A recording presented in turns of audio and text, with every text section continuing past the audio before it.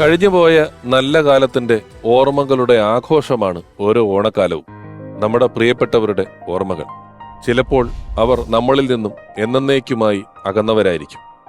പക്ഷെ ഓരോ ആഘോഷ നിമിഷങ്ങളിലും അവരെ കൂടി നാം ഓർത്തുപോകും. അവർ നമ്മോടൊപ്പം ഉണ്ടായിരുന്നെങ്കിൽ എന്ന് വെറുതെ മോഹിച്ചു പോകും. അത്തരത്തിലൊരാൾ താൻ തന്നെ അനശ്വരമാക്കിയ ഒരു സൂപ്പർ ഹിറ്റ് കഥാപാത്രം ഏറ്റ് പാടിയതുപോലെയായിരുന്നു അവിശ്വസനീയമായ ആ ജീവിതം. അതെ, കണ്ണീർ സാഗരം മനസ്സിലുണ്ടെങ്കിലും കരയുവാൻ ഇദ്ദേഹത്തിന് മനസ്സില്ലായിരുന്നു. ചെറിയ വീഴ്ചകളിൽ കരയാനൊരുങ്ങുന്ന ഓരോ മലയാളിയും ഈ മനുഷ്യന് മുന്നിൽ പലവട്ടം കീഴടങ്ങി. ഒപ്പം കാലവും. സിനിമയിലേക്കൊന്ന് കയറാൻ, സിനിമയിൽ എന്തെങ്കിലുമൊക്കെ ആവാൻ, സിനിമ കൊണ്ട് തന്നെ ജീവിക്കാൻ 8ാം ക്ലാസും ഗുസ്തിയും കോടമ്പാക്കത്തെ പൈപ്പ് വെള്ളവും മാത്രം ഇന്ധനമായവൻ പിന്നീട് എങ്ങനെ കരയാനാണ്? സിനിമയിലുടനീളം നമ്മെ ചിരിപ്പിച്ച് ഓരോ ചിരികൾക്കുമൊടുവിൽ ചിന്തയുടെ തിരികൊളുത്തിയ ആ ഇരിങ്ങാലക്കുടക്കാരന്റെ ഇടം മലയാള സിനിമയിൽ എക്കാലത്തും ഒഴിഞ്ഞു തന്നെ കിടക്കും. നമുക്ക് മുന്നിൽ നിറഞ്ഞ ചിരിയോടെ ആ വലിയ മനുഷ്യൻ ജീവിതം വിട്ടിറങ്ങിയപ്പോൾ ഇന്നസെന്റായ ഓരോ മലയാളിയും കരഞ്ഞില്ലെങ്കിലാണ് അത്ഭുതം. ആത്മവിശ്വാസം എന്ന വാക്കിന്റെ മറുവാക്കായി മലയാള സിനിമ കണ്ട എക്കാലത്തെയും ഏറ്റവും വലിയ മനുഷ്യൻ. ഓർമ്മകളിൽ എന്നും ഇന്നസെന്റ്. തോന്നക്കൽ പഞ്ചായത്തിലെ ഓരോ അരിയും ഞാൻ പെറുക്കിയെടുക്കും. ഞാൻ ഇനിയുള്ള സത്യം തുറന്നു പറയാൻ പോവാ. എനിക്ക് വയ്യ. നീലി വരും പരുപോലെ ഓടി വരും. മംഗലശ്ശേരിയിലെ മേൽക്കൂരയ്ക്ക് ആകാശം മുട്ട ഉയരില്ല. മരണക്കിടക്കയിൽ വെച്ച് അച്ഛൻ എന്നോട് പറഞ്ഞു, പശുപതി, നീ നിന്റെ ജീവിതം മൃഗങ്ങൾക്ക് വേണ്ടി ഒഴിഞ്ഞു വയ്ക്കും. ആനച്ചന്തം ഗണപതി മേളച്ചന്തം. ഇതല്ല, ഇതിനപ്പുറം ചാടി കടന്നവനാണ് ഈ കെ ജോസ്. എന്റെ സ്വഭാവം എനിക്ക് തന്നെ പിടിക്കാണ്ടിരിക്കുക.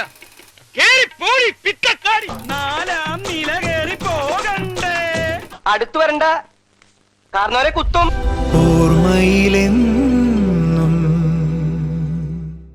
ഞാൻ ഇന്നസെൻ്റ് അടുത്ത് പണ്ട് പറയാറുണ്ട്, നിങ്ങൾ ബഷീറിനെ പോലെയാണ്. നിങ്ങളിതൊക്കെ എഴുതുകയാണെങ്കിൽ ഈ എല്ലാത്തിലും നർമ്മമുണ്ട്, എല്ലാത്തിലും ജീവിതത്തിൻ്റെ ഒരു തീവ്രമായ ദുഃഖമുണ്ട്. അപ്പം അങ്ങനത്തെ കഥകൾ എഴുതാത്ത ബഷീർ എന്ന് പറഞ്ഞാൽ ഇന്നസെൻ്റെ കളിയാക്കുമായിരുന്നു. പക്ഷെ പിന്നീട് പുള്ളി എഴുതുന്ന ബഷീറായിട്ട് മാറി. അത് എൻ്റെയും കൂടി ഒരു ഇൻസ്പിറേഷൻ കൊണ്ടാണ്. നിങ്ങൾ എഴുതൂ എന്ന് പറഞ്ഞിട്ടാണ് ക്യാൻസർ വാർഡിൽ ചിരിക്കും പിന്നിലും അങ്ങനെയുള്ള കുറേ പുസ്തകങ്ങൾ ഇന്നസെൻ്റ് എഴുതിയത്. അപ്പം ഒരു സിനിമ പ്ലാൻ ചെയ്യുന്ന സമയത്ത് എനിക്ക് ക്യാരക്ടേഴ്സ് വരുമ്പോൾ അതിൽ തീർച്ചയായിട്ടും ഒഴിച്ചുകൂടാനാവാത്ത ഒരു ഘടകമാണ് ഇന്നസെൻ്റ്. ചില സന്ദർഭങ്ങളിൽ ഇപ്പോൾ മഴവിൽ കാവടി എന്നുള്ള സിനിമയൊക്കെ അഭിനയിക്കുമ്പോൾ അതിൽ ഇന്നസെൻ്റ് സ്റ്റേറ്റ് അവാർഡ് കിട്ടിയ പടമാണ്. അപ്പോൾ ഷൂട്ട് ചെയ്യുന്ന സമയത്ത് വളരെ സജീവമായിട്ട് പുള്ളി അഭിനയിക്കുകയും ഡബ്ബിങ്ങിന് കുറച്ച് ബുദ്ധിമുട്ടായിരുന്നു ആ കാലത്ത്. ഡബ്ബ് ചെയ്യാൻ നമ്മൾ ഇന്നസെൻ്റ് പറ്റി പറയുന്നത് 5 ദിവസം ഷൂട്ടിങ്ങിനും 10 ദിവസം ഡബ്ബിങ്ങിനും വേണമെന്ന് പറഞ്ഞ് കളിയാക്കാറുണ്ട്. അപ്പോൾ ഡബ്ബ് ചെയ്യാൻ കുറച്ച് പുള്ളിക്ക് ആ സമയത്ത് കുറച്ച് ബുദ്ധിമുട്ടാണ്. അഭിനയിക്കുമ്പോൾ വളരെ ഫ്രീ ആയിട്ട് സംസാരിക്കും. ഇന്നൊക്കെ പിന്നെ നമുക്ക് ലൈവ് സൗണ്ട് ആയതുകൊണ്ട് ബുദ്ധിമുട്ടില്ല. അന്ന് അങ്ങനെ ആയിരുന്നില്ല. അപ്പം മഴവിൽ കാവടി എന്നുള്ള സിനിമയുടെ ഡബ്ബിങ് സമയത്ത് ഞാൻ ഇരിക്കുന്നു. ഒരു വലിയ സീൻ, കിഴക്കാന്തുടിയിൽ ചങ്ങരൻകുട്ടി മേനോൻ എന്നൊക്കെ പറഞ്ഞ് വലിയ ഡയലോഗ് പറഞ്ഞുകൊണ്ട് എല്ലാം ലിപ്പ് തെറ്റിപ്പോകുന്നു. അപ്പം അങ്ങനെ 1 മണിക്കൂറും 1.5 മണിക്കൂറും കഴിഞ്ഞിട്ട് വലിയ ഷോട്ട് ഓക്കെ ആവാതായപ്പോൾ ഞാൻ അകത്ത് കയറി വന്നിട്ട് ഇന്നസെൻ്റ് പറഞ്ഞു, ഞാൻ നിങ്ങളെ മൂകാംബികയിൽ കൊണ്ടുപോകാൻ നേരാണ്. മൂകാംബിക ദേവി എന്ന് പറഞ്ഞാൽ വാഗ്ദേവിയാണ്. ഈ തടസ്സം മാറിക്കിട്ടാൻ. പുള്ളി എന്നെ അങ്ങോട്ട് ചീത്ത പറയുന്നത്, നിങ്ങളോട് ആര് പറഞ്ഞു ഇത്രയും വലിയ ക്യാരറ്റ് എനിക്ക് തരാൻ? എന്നെ വല്ല വേലക്കാരനോ അല്ലെങ്കിൽ പോലീസുകാരനായിട്ട് ഇടുന്നതിന് പകരം ഇത്രയും വലിയൊരു ക്യാരറ്റ് തന്നിട്ട് പിന്നെ എന്നെ നിങ്ങൾ ചീത്ത പറയുന്നത് എന്ന് പറഞ്ഞിട്ട്. അപ്പം അതുപോലും പുള്ളി സരസമായിട്ട് എടുക്കുന്ന ഒരു വ്യക്തിയായിരുന്നു. പിന്നെ ഏത് കാര്യത്തിനും ഇന്നസെൻറ്റിൻ്റെ ആയിട്ടുള്ള അഭിപ്രായം ഉണ്ടായിരുന്നു. ഇപ്പം നമുക്ക് സിനിമയിലെ എന്തെങ്കിലും ചിലപ്പോൾ ഒരു പ്രൊഡക്ഷൻ അല്ലെങ്കിൽ ചിലപ്പോൾ ഒരു കഥ ഇത് സെലക്ട് ചെയ്യണോ വേണ്ടേ എന്ന് തീരുമാനിക്കുമ്പോഴും ഞാൻ ഇന്നസെൻ്റ് വിളിച്ച് ചോദിക്കും. ചിലപ്പോൾ ഇന്നസെൻ്റ് വിട്ടേക്കിട്ട പറയും. എൻ്റെ പല കഥകളുടെയും ഡിസ്കഷൻസിൽ ഇന്നസെൻ്റ് വരാറുണ്ടായിരുന്നു. ഇപ്പോൾ ഗാന്ധിനഗർ സെക്കൻഡ് സ്ട്രീറ്റ് എന്നുള്ള സിനിമയുടെ ചർച്ച നടക്കുമ്പോൾ ഞാനും ശ്രീനിവാസനും ഇന്നസെൻറ്റിൻ്റെ വീട്ടിൽ പോയിട്ട് ഇന്നസെൻ്റായിട്ട് അതിനെ പറ്റി ഡിസ്കസ് ചെയ്യും. ഗാന്ധിനഗർ സെക്കൻഡ് സ്ട്രീറ്റിൽ മോഹൻലാലിൻ്റെ കഥാപാത്രത്തിന് ആ ഗൂർഖയുടെ പേര് ഇന്നസെൻ്റ് പറഞ്ഞതാണ്. രാം സിംഗ്, ഭീം സിംഗ് കാപ്പേട്ട രാം സിംഗ്, അദ്ദേഹം പറഞ്ഞ പേരാണ്. അപ്പം അങ്ങനെ ഒരുപാട് കോൺട്രിബ്യൂഷൻസ് തരാറുള്ള വ്യക്തിയാണ്. എനിക്ക് വ്യക്തിപരമായൊരു നഷ്ടം എന്ന് പറയുന്നത് ഇപ്പോഴും വിശ്വസിക്കാൻ പറ്റാത്തത് ഇന്നസെൻറ്റിൻ്റെ ഒരു വേർപാടാണ്. ഞാനെപ്പോഴും രാവിലെ എണീറ്റ് പെട്ടെന്ന് ഇന്നസെൻ്റ് വിളിച്ചില്ലല്ലോ എന്ന് തോന്നാറുണ്ട്. അതുകൊണ്ട് മരണമാണെന്ന് വിശ്വസിക്കാനാവാത്ത ഒരു വ്യക്തിയാണ് ഇന്നസെൻ്റ്. ഇന്നസെന്റ് ഏട്ടനെ കുറിച്ച് സംസാരിക്കണമെങ്കിൽ അദ്ദേഹം ഒരു പ്രൊഡ്യൂസറായ സമയം തൊട്ട് എനിക്ക് പരിചയമുണ്ട്. അതിനുശേഷമാണല്ലോ നടനായതും. അപ്പോൾ അദ്ദേഹത്തിന്റെ ഒരു ഏറ്റവും ഒരു ഇൻട്രസ്റ്റിംഗ് ആയിട്ടുള്ള ഒരു പേഴ്സണാലിറ്റി എങ്ങനെയാന്ന് വെച്ചാൽ, എന്ത് വിഷമം പുള്ളിക്ക് ലൈഫിൽ ഉണ്ടായിട്ടുണ്ടെന്ന് എനിക്കറിയാം. പക്ഷെ എന്നാൽ പോലും നമ്മൾ നേരിട്ട് കാണുമ്പോൾ എപ്പോഴും ഭയങ്കര നമ്മൾ ചിരിപ്പിക്കാനുള്ള ഒരു ടെൻഡൻസിയാണ് ഇന്നസെന്റ് ഏട്ടൻ്റെ ഒരു കഴിവ്. ഇൻഫാക്ട് ഒരുപാട് വർഷത്തിന് ശേഷം ഞാൻ വീണ്ടും അഭിനയിക്കാൻ വന്നപ്പോൾ കുട്ടനാടൻ മാർപ്പാപ്പ എന്ന പടത്തിലായിരുന്നു ഞാൻ ഇന്നസെന്റ് ഏട്ടൻ്റെ കോമ്പിനേഷൻ അഭിനയിച്ചത്. അത് സെറ്റിൽ ഞാൻ ചെന്നപ്പോൾ കുറെ വർഷം ആയല്ലോ കണ്ടിട്ടെന്ന് പറഞ്ഞ് ഞാൻ ജസ്റ്റ് ഇന്നസെന്റ് ഏട്ടനെ കണ്ടിട്ട് ഞാൻ പറഞ്ഞു, ചേട്ടാ നമസ്കാരം, എന്നെ ഓർമ്മയുണ്ടോന്ന്. അപ്പൊ എന്നെ ഇങ്ങനെ നോക്കിയിട്ട് പറഞ്ഞു, ശ്യാമള അല്ലേ? അപ്പൊ ഞാൻ പെട്ടെന്ന് ഒന്ന് നെട്ടി, ശ്യാമളയാ? അപ്പൊ പറഞ്ഞു, എനിക്കേ ക്യാൻസർ ആയിരുന്നു, അല്ലാതെ വേറെ മറവിയൊന്നും ഇല്ല കേട്ടോ, എന്റെ പേര് നീ ശാന്തിയാന്ന് എനിക്ക് അറിയായിരുന്നു എന്ന് പറഞ്ഞു. ഞാൻ പറഞ്ഞു, അയ്യോ ചേട്ടാ അത് ഒന്നും തോന്നരുത്, ഞാൻ വെറുതെ ഒന്ന് ചോദിച്ചു എന്നേ ഉള്ളൂ എന്ന്. അതായത് പെട്ടെന്ന് ഇന്നസെന്റ് അങ്ങനെ സംസാരിക്കുള്ളൂ, ലൈക്ക് പടത്തിൽ ഡയലോഗ്സ് ഒക്കെ പറയുന്ന അതേ ഒരു കോൺസെപ്റ്റ് ആണ് പുള്ളിക്ക് നേരിട്ട് സംസാരിക്കുമ്പോഴും. സോ എപ്പോ നോക്കിയാലും ഫൺ വേ ഓഫ് ടോക്കിംഗ്.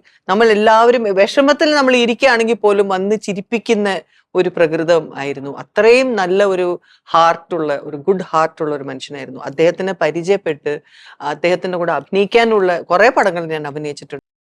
മനസ്സിനക്കരയിലെ അദ്ദേഹം അതിൻ്റെ കെമിസ്ട്രി വിത്ത് ജയറാം, അച്ഛനും മകനും ഉള്ള കെമിസ്ട്രി വളരെ ബ്യൂട്ടിഫുൾ ആയിട്ട് വർക്ക് ചെയ്ത ഒരു പടമാണ്. അപ്പോൾ ഇത് മലയാളത്തിൽ ഭയങ്കര ഹിറ്റായ ശേഷം കെ ബാലചന്ദ്ര സാർ ഒരു ദിവസം പുള്ളിയുടെ അസോസിയേറ്റ് എന്നെ വിളിച്ചു, ബാലചന്ദ്ര സാർ അഴകപ്പനെ കാണുന്നു. അങ്ങനെ ഞാൻ സാറെ കാണാൻ പോയി. സാറുടെ ഓഫീസിൽ പോയിട്ട് സംസാരിക്കുമ്പോൾ, അഴകപ്പൻ മനസ്സിനക്കര നിങ്ങൾ ചെയ്തില്ലേ, വളരെ മനോഹരമായ ഫിലിം. അതിൽ ഏറ്റവും എനിക്ക് ഇഷ്ടപ്പെട്ടത് ഇന്നസെന്റ് ചേട്ടൻ്റെ കഥാപാത്രം. ആ പടം എനിക്ക് റീമേക്ക് ചെയ്യണം. ഉടനെ തന്നെ ഞാൻ പ്രൊഡ്യൂസർ സുബൈറെ വിളിച്ചു, ഇങ്ങനെ ബാലചന്ദ്ര സാർ ഭയങ്കര ഇൻട്രസ്റ്റഡ് ആണ് നമ്മുടെ പടം തമിഴിൽ ചെയ്യുന്നത്, അത് റേറ്റോണ് സംസാരിക്കേണ്ട, കൊടുത്താൽ മതി എന്ന് പറഞ്ഞു. അങ്ങനെ ബാലചന്ദ്ര സാർ റെഡിയായി. ഒരു 15-20 ഡേയ്സ് കഴിഞ്ഞ് വീണ്ടും ഞാൻ മദ്രാസ് പോയപ്പം എന്നെ വീണ്ടും വിളിപ്പിച്ചു, പുള്ളിയുടെ അസോസിയേറ്റ് ആയിരുന്ന താമിരാൻ ഒരു അസോസിയേറ്റ്. അപ്പം ഞാൻ തിരിച്ച് വീണ്ടും പോയിട്ട് ഭയങ്കര ഹാപ്പിയായി, ഞാൻ ബാലചന്ദ്ര സാറുടെ കൂടെ വർക്ക് ചെയ്യുന്നല്ലോ മനസ്സിനൊക്കെ. അങ്ങനെ അതേപോലെ ഒരേ ഒരു ഡൗട്ട് ആ പടത്തിൽ എനിക്ക് ഒരു പേടിയാണ്, എന്താണ് അതിൽ ഇന്നസെന്റ് ചെയ്ത കഥാപാത്രം ആരാണ് തമിഴിൽ ചെയ്യും, യു ഹാവ് എനി സജഷൻ ചോദിച്ചു. ഞാൻ 1 മിനിറ്റ് ആലോചിച്ച് തമിഴിലെ ആര് ചെയ്യുന്നത്, പല ആക്ടേഴ്സ് പേരും പറഞ്ഞു, അതൊന്നും ശരിയാവില്ല, ഇന്നസെന്റിൻ്റെ കഥാപാത്രം ചെയ്യാൻ വേറെ ഒരാളില്ല, ഞാൻ അതുകൊണ്ട് ആ പടം ചെയ്യുന്നില്ല. ആ മനസ്സിനൊക്കെ അങ്ങനെ തന്നെ എൻ്റെ മനസ്സിലിരിക്കട്ടെ, അത് തമിഴിലെ ചീത്തയാക്കാൻ തന്നെ. കെ ബാലചന്ദ്ര പോലെ ഒരു ഡയറക്ടർ ഇന്നസെന്റ് ചേട്ടനെ പറഞ്ഞ ഒരു സംഭവമാണ്. അതേപോലെ ഇന്നസെന്റ് ചേട്ടൻ സുഖമില്ലാതിരിക്കുമ്പോൾ എൻ്റെ മോൻ്റെ കല്യാണം ഉണ്ടായിരുന്നു. അപ്പോൾ കല്യാണത്തിന് ഞാൻ ഇന്നസെന്റ് ചേട്ടനെ മാത്രമേ വിളിച്ചില്ല, കാരണം വിളിച്ചാൽ ഡെഫിനറ്റായി ട്രിവാൻഡ്രം വരെ വരും, ഇരിഞ്ഞാലക്കുടയിൽ നിന്ന് ഇത്ര യാത്ര ചെയ്യണം. അപ്പോൾ എൻ്റെ വൈഫും പറഞ്ഞു, നമ്മൾ ഡിസ്റ്റർബ് ചെയ്യണ്ട, പിന്നെ എപ്പോഴെങ്കിലും കാണുമ്പോൾ പറയാണ്. പക്ഷേ താലികെട്ടി എല്ലാം മുടിഞ്ഞോണ്ട് ഒരാൾ വന്ന് ഫ്രണ്ടിലെ സ്റ്റേജിൽ നിൽക്കുകയാണ്. എല്ലാവരും ഷോക്കായിപ്പോയി. ഇവിടെ ഞാൻ വിളിക്കാതെ വന്ന ഒരാൾ ഗസ്റ്റാണ്, ഞാൻ അറിയാൻ വന്ന് കല്യാണത്തിൽ വന്നതല്ല. മോനെ നിൻ്റെ അടുത്താണ് ഞാൻ ചോദിക്കുന്നത്, നിൻ്റെ അപ്പൻ എന്നെ എന്തുകൊണ്ടാണ് ആ കല്യാണത്തിൽ വിളിച്ചില്ല, അതെനിക്ക് അറിയണം, അത് അറിഞ്ഞിട്ട് ഞാൻ പോകാമെന്ന് വെച്ചു. ഭക്ഷണം കഴിക്കില്ല എന്ന് പറഞ്ഞു. ഞാൻ ഷോക്കായിപ്പോയി. Whole auditorium പൊട്ടിച്ചിരിച്ചു. കാരണം ഒരു ഹ്യൂമറായിട്ട് തന്നെ ആ വിളിച്ചില്ല എന്ന് പറഞ്ഞ കംപ്ലൈൻറ്റ് വളരെ ഹ്യൂമണായിട്ട് അവതരിപ്പിച്ചപ്പം ഭയങ്കര വേറൊരു മൂഡുണ്ടാക്കി ആ കല്യാണ വീട്ടിൽ. സോ ഇന്നസെന്റ് ചേട്ടൻ ഞാൻ പറഞ്ഞത് ഒരു ശരിയ സംഭവങ്ങളാണ്. ഇതുപോലെ പലർക്കും പല അനുഭവങ്ങളുണ്ട്. We were missing him.